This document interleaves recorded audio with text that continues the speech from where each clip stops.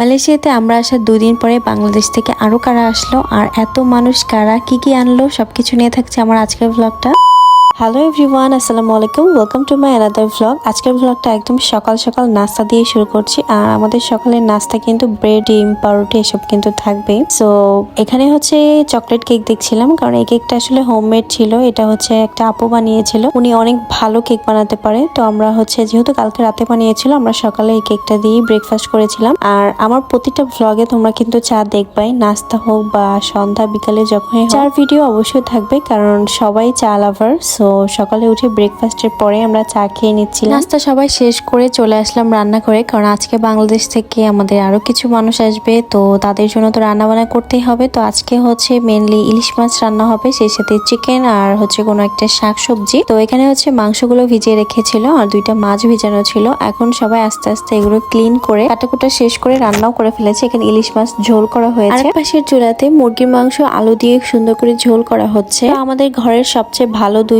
Chef এখানে রান্না বান্না করছিল, আর সেই সাথে রান্না তো কম, গল্পই বেশি হচ্ছিল আর কি। তো এখানে আসলে রান্না হয়েছিল ইলিশ মাছের কাটাকুটি দিয়ে পুঁই শাক রান্না। এটা এত বেশি মজা হয়েছিল, সবাই অনেকদিন পর খেয়ে অনেক মজা পেয়েছিল। রান্না কিন্তু এখানেই শেষ না, এর মধ্যে দেখছিলাম আপু কচুরমুখী করছিল, কারণ কচুরমুখীও রান্না হবে। এদিকে আপু গোটা কাটা করে রান্না বান্না সব শেষ করে ফেললো। এদিকে মুরগির মাংসটাও অলমোস্ট হয়ে আসছিল। রান্না বান্না শেষ করে সবাই আমরা হচ্ছে রেডি হব, কারণ একটু পরে আমাদের সবাইকে এয়ারপোর্টে যেতে হবে। যারা আসবে আমরা তাদেরকে রিসিভ করতে যাবো। এখন চলো এর মধ্যে তোমাদের একটা ছোট্ট একটা বাসা ট্যুর দিয়ে দিই। যেহেতু বাসায় অনেক মেহমান, সো বাসাটা কিন্তু অনেক এলোমেলো আছে, তো এগুলো ইগনোর করবো। এখন এত ফিটফাট দেখানোর সময় নেই। তো এখানে আমি তোমাদেরকে হালকা একটু বাসাটা দেখাচ্ছি। তো এখানে কিন্তু 2টা কিচেন, একটা হচ্ছে ওপেন কিচেন আর একটা হচ্ছে রান্নার কিচেন। আর এখানে হচ্ছে বড় একটা স্পেস, যেখানে ডাইনিং, ড্রয়িং সব একসাথে। তো এখানে বাচ্চারা আসলে টিভি দেখছিল আর খেলাধুলা করছিল। আর সেই সাথে পাশে একটা বড় বারান্দা আছে, এই বারান্দা দিয়ে আসলে বাইরের অনেক সুন্দর ভিউ দেখা যায়। আর আমরা পরের যে হোটেলটাই ছিলাম, এটা হচ্ছে এই যে সামনের যে হোটেল, ওইটাই ছিল। ওইটা আমি তোমাদেরকে নেক্সট ভিডিওতে দেখাবো। আর এখন তোমাদের দেখাচ্ছি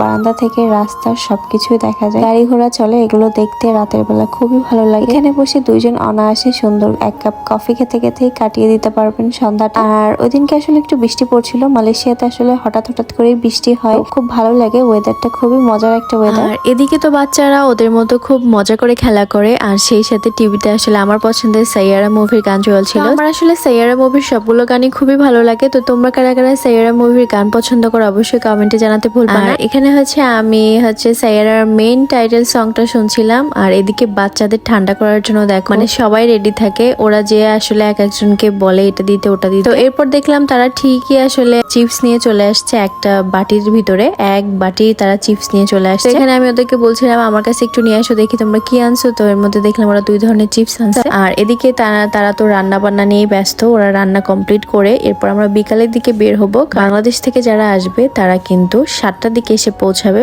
মালয়েশিয়াতে। তো আমরা হচ্ছে 6টা সাড়ে 6টার দিকে তো বাসা থেকে রওনা হবো। তো এরপর দেখতে দেখতে কিন্তু সেই যাওয়ার সময় চলে আসলো। আমরা সবাই রেডি হয়ে নিলাম, অলমোস্ট তখন সন্ধ্যা হয়ে গেল। আমরা সবাই খাওয়া দাওয়া করে বের হয়ে পড়ছি এয়ারপোর্টের উদ্দেশ্যে, কারণ এয়ারপোর্ট কিন্তু বাসা থেকে অনেক বেশি দূরে, মানে প্রায় 40-45 মিনিট তো লেগেই যায় যদি নো ট্রাফিক থাকলে তো আরো বেশি।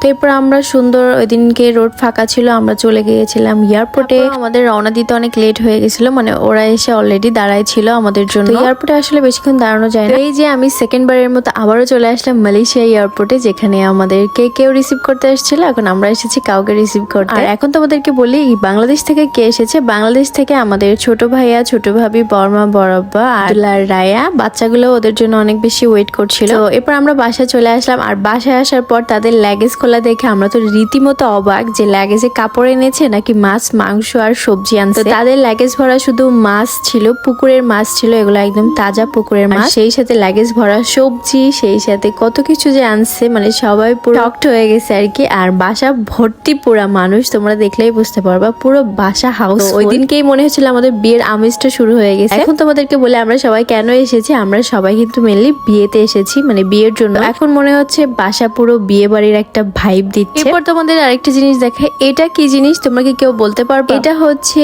পুঁই শাকের মেচু মেচুরি, মানে এই জিনিসটাও তারা সিদ্ধ করে আনছে। আর সেই সাথে এখানে আরো আছে মেচুরি 2 প্যাকেট। এখানে কিন্তু আতা একদম ভর্তা হয়ে গেছে আর যেহেতু এত দূরের জার্নিতে তারা অনেক কষ্ট করে আনছে। এরপর আমি আরো একটা বক্স দেখলাম, যেটার ভিতরে আমি বক্সটা খুলে দেখলাম এটার ভিতরে নাকি ঘাটকোল বাটা, যেটা অনেকেই চিনবা না। যাই হোক, এরপর রাত্রে আমরা বাসায় চলে আসলাম, মানে হোটেলে চলে আসলাম। আর ওদিনকে আমি যেহেতু রাত্রে কিছু খাই, বাসা থেকে আসার সময় ভাবি আমাকে এটা দিয়ে দিয়েছিল। এটা হচ্ছে 5 মিনিটস পাস্তা, একটা নুডলস টাইপের। আর আমার কিন্তু নুডলস বা পাস্তা এই দুইটা জিনিসই অনেক বেশি পছন্দ। আমি এটা অনেক বেশি মানে ক্রেভিংস নিয়ে আর কি খেতে আসলাম। এটা যেহেতু একদম হচ্ছে ইনস্ট্যান্ট, তো একটু গরম পানি দেওয়া লাগবে, তো আমি এখানে একটু গরম পানি করে নিচ্ছি। তো এটা আমি খুলে দেখলাম এর মধ্যে সব মশলা টসলা সবকিছু দিয়ে, এর ভিতরে একটু পানি দিয়ে কিছুক্ষণ হচ্ছে একটু ভিজিয়ে রেখেছিলাম। প্রথম আসলে ভিজে আমি হচ্ছে 5-10 মিনিট পর দেখেছিলাম, তখন আসলে পাস্তাগুলো হয়নি, এই জন্য আমি আরো একটু রাখছি। তারপরে এই পাস্তাটা ঠিক এরকম হয়েছে, এখন একদম খাওয়ার জন্য পারফেক্ট। কিন্তু এটার টেস্ট একদমই বাজে ছিল। মানে একজন বাঙালি বলে কথা, মানে এইসব খাবার কি আর আমার মুখে লাগবে? বাংলাদেশে এত মজার মজার খাবার খেয়ে এটা আমার কাছে একদম টেস্টলেস মনে হয়েছে। এখন তোমাদেরকে আমার রুমের একটা ঝলক দেখাই। আমার হোটেলে যে রুমটা ছিল,